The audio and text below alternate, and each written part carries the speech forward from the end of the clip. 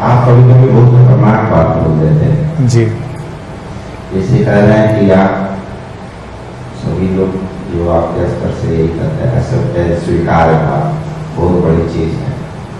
तो अगर ऐसी बनी रहती तो आज भी हमारा देश अंग्रेजों का गुलामी होता है, तो क्या करना? नहीं, उसमें देखिए वही जो पहले प्रश्न में उत्तर आ गया वही उसकी वाइड रेंज है। एक्सेप्टेंस ऑफ नॉन एक्सेप्टेंस, तो गुलामी और गुलामी से आजादी का भाव उसका भी स्वीकार है। वाइड रेंज हो गई ना, कि एक है कि व्यक्ति गुलामी का स्वीकार कर ले और एक व्यक्ति जो गुलामी से आजादी का विचार उठ रहा है उसका भी स्वीकार कर ले।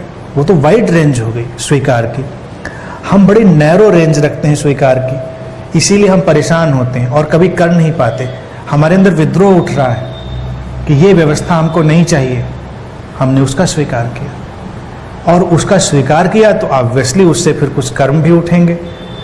तो इसीलिए जो आज़ादी की बात है वो तो होनी ही थी, क्योंकि उससे जो रिप्रिकॉशन पैदा हो रहे थे उस व्यवस्था से, तो बहुत सारे लोगों के अंदर वो विद्रोह जन्म ले चुका था और उन्होंने उस विद्रोह को स्वीकार किया, बात आगे बढ़ गई।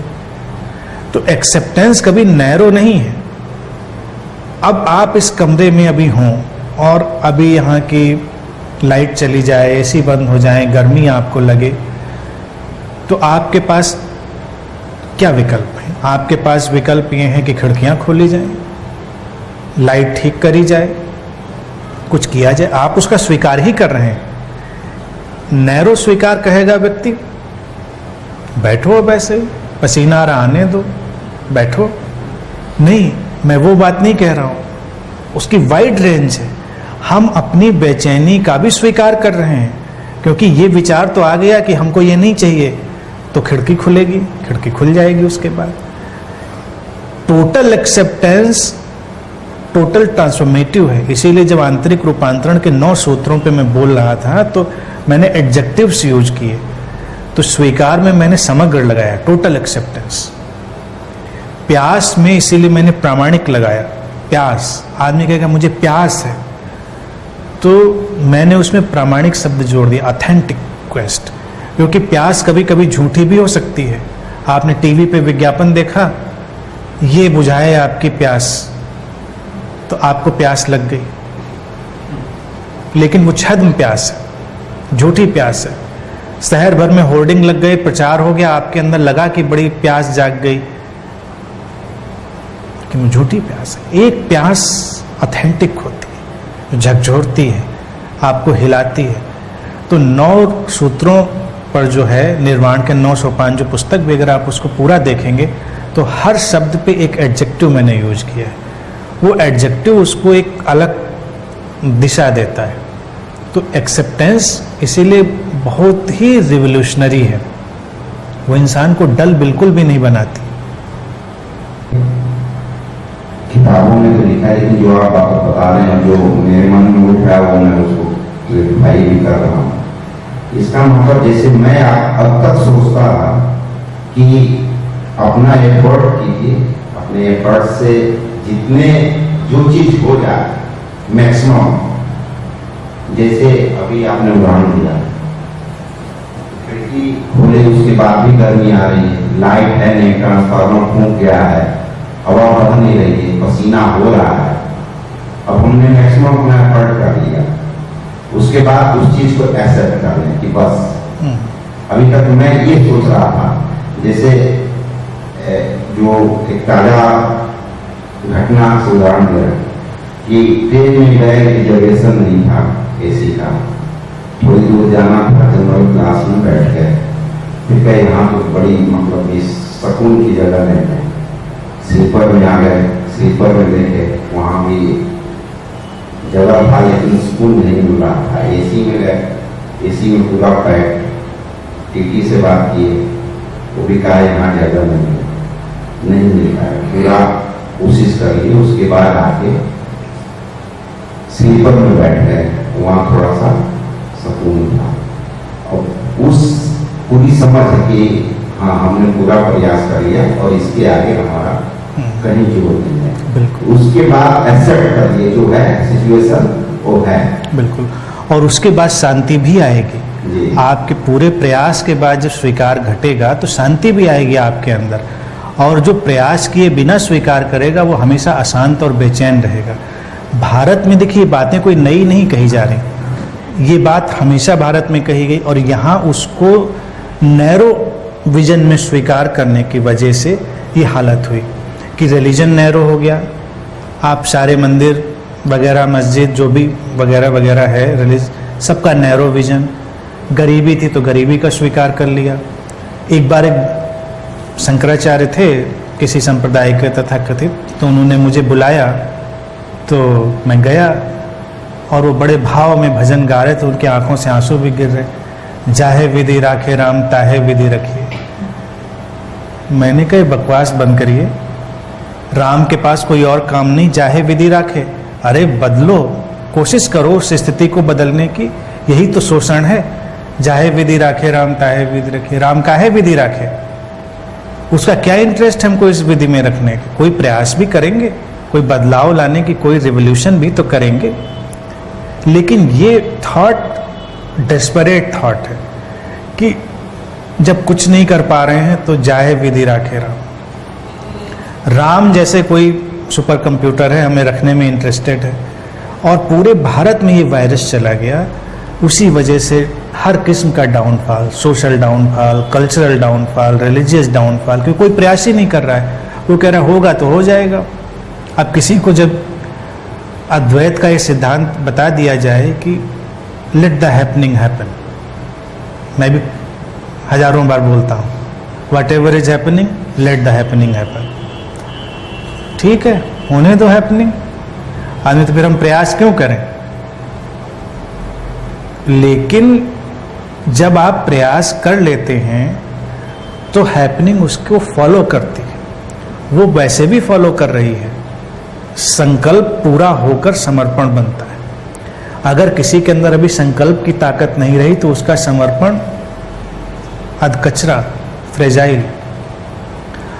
और जब आप किसी चीज को पूरे एफर्ट से करने की कोशिश कर लेते हैं तो हैपनिंग अपने आप अनफोल्ड होने लगती है। वो उसके पीछे पीछे आ रही है, लेकिन आपका पहले पूरा।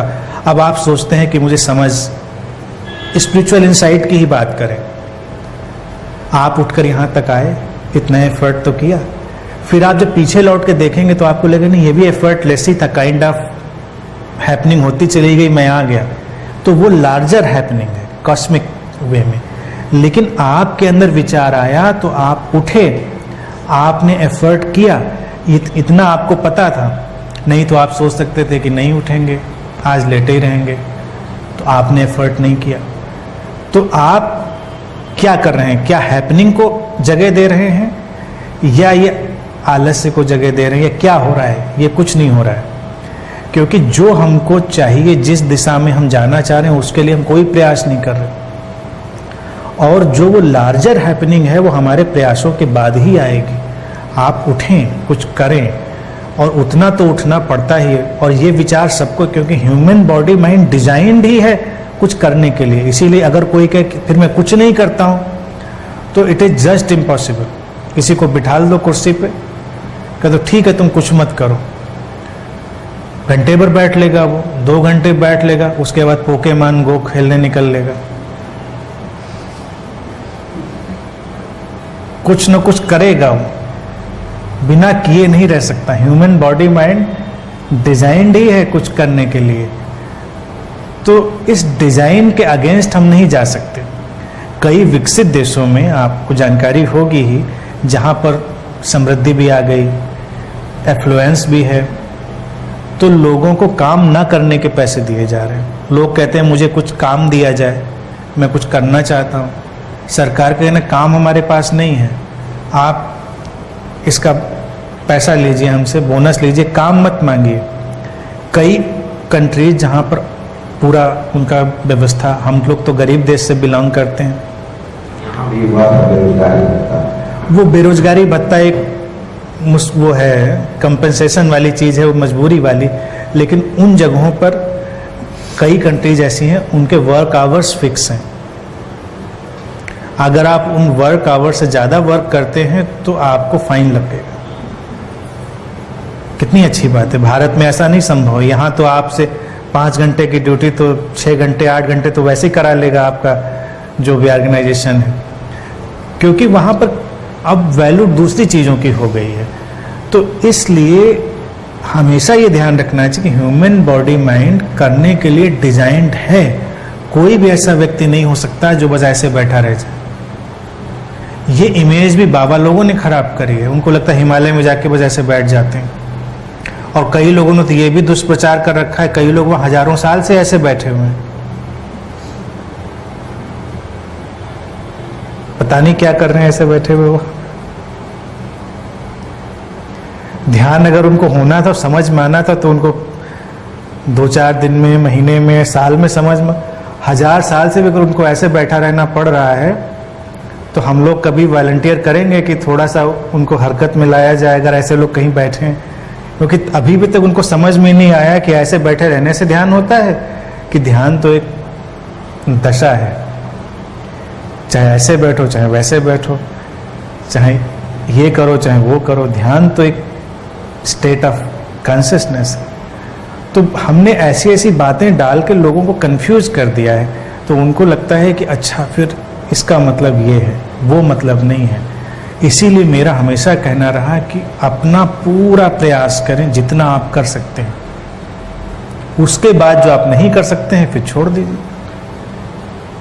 फिर अस्तित्व करेगा अपना पूरा प्रयास करने के बाद। और उसके पहले किसी से प्रेयर भी मत करिए।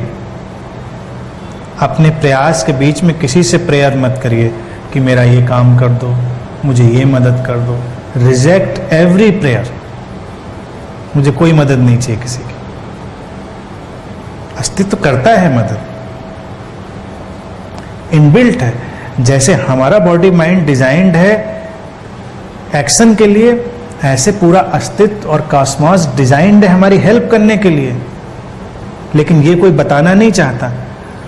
अब जैसे पहले के टाइम में जब लोगों को ज्ञान नहीं था, आपको आखिरी एक आध बातें बता रहे, तो कितना अज्ञान था। कोई ओझा गुनिया ऐसा आ जाता था समाज में, और उसको पता था, क्योंकि वो कैलकुलेट करके देख पाता था कि हफ्ते भर बाद बारिश होगी या बादल आएंगे, तो वो कहता था कि आप ये पूजा चढ़ाओ, ये हवन कराओ, और हफ्ते भर बाद में बारिश करवाऊंगा।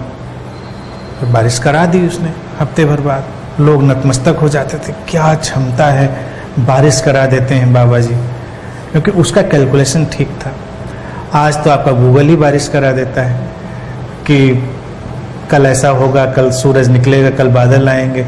तो पहले इतनी छोटी सी बात पर भी एक्सप्लॉयटेशन हो जाता था लोगों का, आज नहीं है संभव।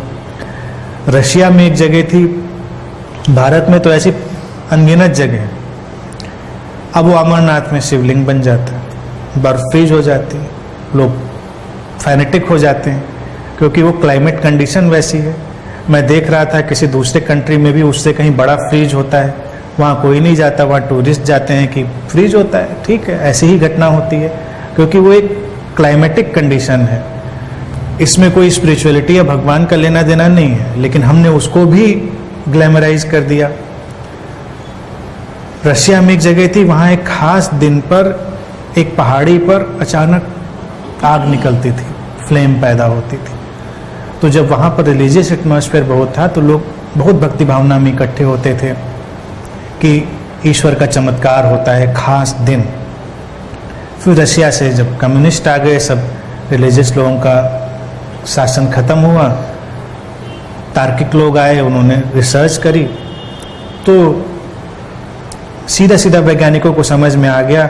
जब उसको रिसर्च करके देखा गया, कुछ प्लेट्स हैं वहाँ पर जो अर्थ के मोमेंट पर एक खास दिन टकराती हैं, तो उनके टकराने से वो फ्लेम पैदा हो जाती है। जिस दिन ये बात पता चली, सारा रिलीजन खत्म हो गया वहाँ का, सारा वहाँ पर जो मिरेकल था खत्म हो गया लोगों का। उनको समझ में आ गई कि प्लेट टकराती है, आग निकलती है, इसमें कोई भगवान जी का काम नहीं है। जितने भी लोग एक्सप्लॉइट कर रहे हैं, सारे गुरु, सारे रिलीजन, वो ये सत्य व्यक्ति से छुपा कर रखना चाहते हैं कि ये the whole existence is design to help, पूरा अस्तित्व डिजाइंड है हमारी हेल्प करने के लिए ऑल द टाइम। ये सत्य छुपा के वो रखना चाहते हैं, फिर कहते हैं मैं करूंगा। कोई नहीं करेगा। Existence is design to help you, so don't worry. अपना काम करिए और बस चिंता मत करिए, वो आएगी ही आएगी मदद आपके पास। आप अकेले हैं ही नहीं, दुनिया में कोई व्यक्ति अकेला और अलग थलग है ही नहीं, पूरी एग्जिस्टेंस बैकअप कर रही है उसको। तो चिंता की कोई बात ही नहीं है, परेशानी की कोई बात ही नहीं है। ये बीच में प्रेयर्स वेयर्स करना ये वेस्ट ऑफ टाइम है, कोई जरूरत नहीं उनकी।